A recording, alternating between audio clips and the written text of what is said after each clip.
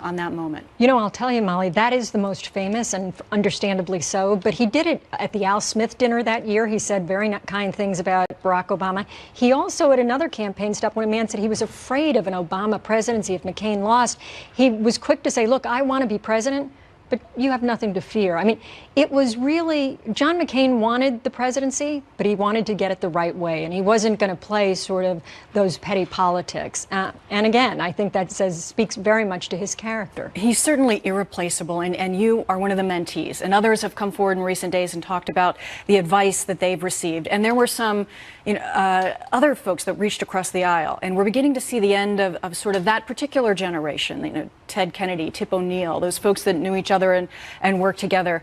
Where do we go forward? Does Senator McCain understand that the legacy that he has and how we move forward holding on to that legacy? I think he did, but I think he understood that for years, long before his diagnosis. I can tell you I traveled with him to the Munich Security Conference, and he would take new members of Congress, both senators and House members, Republicans and Democrats, because he wanted to spark their passion for national security issues, and he wanted them to share what he believed was important. He wanted them to get to know each other. He wanted them to laugh together and travel together and eat together. And that, I think, everyone who traveled with him, everyone who spent time with him on both sides of the aisle, understood he was trying to lay the seeds for the next generation to learn to do that. You kind of hope in the wake of John's passing that members of Congress will want to come together to do something really important together. I think what Senator Schumer's doing about the resolution to rename the building is terrific, but you would hope they'd also do something big on the policy side that people don't believe could be done, because that was John McCain, to tackle the impossible and at least make progress. Certainly irreplaceable. Fran Townsend, thank you for joining us today and for sharing some of your memories. Thank you. Thank you. And the Senate, of course, set to reconvene today at 4 p.m. Eastern for the first time since the passing of their friend and colleague, John McCain. Our very own Neil Cavuto will have special coverage of that event right here on Fox News Channel. You will not want to miss that. Members of the House Judiciary and Oversight Committees preparing to question controversial Department of Justice official Bruce Ohr tomorrow on his connection to the man behind that anti-Trump dossier and his wife's involvement with Fusion GPS leading up to the 2016 election. Whether Ohr will be able to explain himself next. I think it gives us a strong opportunity to ask him for answers, expect those answers, and if we don't get them, then in fact, bring them in from a standpoint of real contempt.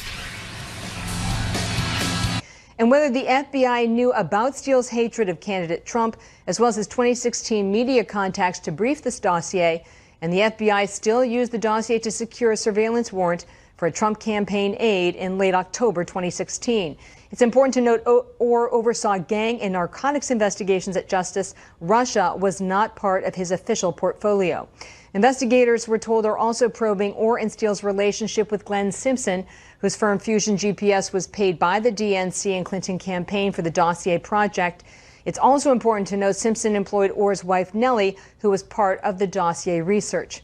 A House Republican explained their strategy this morning on Fox. We want him to confirm what we already know from hard evidence, that he and his wife were part of a conspiracy to, in fact, create this narrative of involvement and wrongdoing by the president relative to the Russians. We have a lot of evidence. Now the question is, can we get him to confirm the evidence, or will he deny the truth right before us in writing? Justice Department has so far declined to comment on Ohr, and it's important to note that he will be appearing voluntarily on the Hill tomorrow. Molly. Yeah, and text messages between Ohr and Steele went further. Well, that's right. 2017 text messages obtained by Fox News asked Ohr to be his go-between with the Russia special counsel. Quote, "We are frustrated with how long this re-engagement with the Bureau and Robert Mueller is taking," Steele wrote. "Anything you could do," that's a reference to Ohr, "to accelerate the process would be much appreciated." 3 months later, Ohr confirmed to Steele that he had passed along his questions. Steele is now impatient, describing mounting legal pressures. Quote, "I am presuming you've heard nothing back from your special counsel colleagues on the issues you kindly put to them from me. We have heard nothing from them either. To say this is disappointing would be an understatement." Fox News asked the special counsel whether they had engaged with Orr as a way to reach out to Steele, but they declined to comment for our reporting, Molly. Catherine Herridge, thank you very much. You're welcome. For more on this, let's bring in Republican Congressman Mark Walker of North Carolina, a member of the House Oversight Committee. Congressman, thank you for joining us here today. Thanks, Molly. So I want to start with this questioning of Orr that's slated for tomorrow. Why is this happening now? Because I believe this is just where it's taken us. If you go back to the Peter Strzok hearing, we got breaking news that afternoon. Jim Jordan and I were talking. He asked for a minute to yield back because it was for the first time that we had confirmation that Bruce Orr did give information from the dossier to the FBI. Now, it's not just when and what Mr. Orr knew, but it was how he arrived at the information, the faulty dossier, even been falsified by Lenny Davis and others.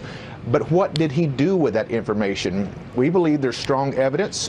Catherine Herridge just mentioned that a little bit. More than 60 contacts after Bruce Orr lied about being able to be in contact with Christopher Steele. We have documentation. We want to ask him about some of that tomorrow. You know, this is fascinating to get just even a brief glimpse at some of the text messages that went back and forth.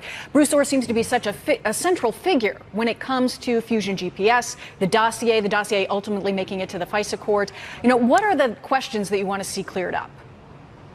Well, I think there's many questions that we need to see cleared up. One was to get concrete evidence and for him to hopefully acknowledge that he financially benefited from the dossier, from Christopher Steele's work, as well as Glenn Simpson, who was also over obviously the Fusion GPS. Now, tomorrow will be a little different than other hearings. It'll be a closed-door hearing. Trey Gowdy and John Ratcliffe, both former federal prosecutors. This won't be 5 minutes of back and forth, people trying to get a video clip for the nightly news. This will be something that we're able to dial down and get to the bottom line. We want answers, and we believe that specifically, that knowing now that he financially benefited, how and why, let's follow that paper trail. Let's get it out for the American people. Yeah, there are so many motivations that people have, whatever the issue is. So I guess that would be some of the questioning here. You know, what was your motivation? As far as the Fusion GPS is concerned, we also know that the Democratic Party, that the Clinton campaign were funding some of this research done by Christopher Steele, that full accounting as to where this all came from wasn't presented in full and incomplete to the FISA court. So when you boil all of that down, the answers that he gave, will that clear up any of the explanation for how all of the information ended up before the court? Well, that's what I'm talking about. It's not just the when and where, but it's how he obtained the information, what he did with that information. That's going to be crucial. All of this has been sponsored or brought to you by Hillary Clinton and our friends at the DNC. We want to make sure that we're putting these pieces of paper together, this trail. But also, it's very interesting with Nellie Orr. She's a central figure. Even though the investigation is directed at Bruce Orr, we want to know how he obtained that information. But here is someone who lived in Russia, and obviously some of the information that we've discovered. Why is it that we were wondering that she purchased a ham radio operator's license the very same month that she was hired Fusion GPS? This continues to unravel, but it looks like this is a perfect example of this deep state of this swamp creatures that have been playing a different set of rules than what the American people have been playing by. All right, Congressman Mark Walker, thank you so much. Interesting that you mentioned this behind closed doors, so it does take some of that political theater out. So we'll see if you guys get the answers that you're looking for, and if ultimately we as the American people will also get some of that information as well. Thank you, sir. Thanks, Molly. A federal investigation now underway after a gunman opens fire on gamers in a tournament, killing 2 people and wounding many more before killing himself. A live report from Florida just ahead. Plus, President Trump appearing to score a big win as he announces a preliminary agreement on trade with Mexico, what it could mean for the midterms. Our Power panel weighs in.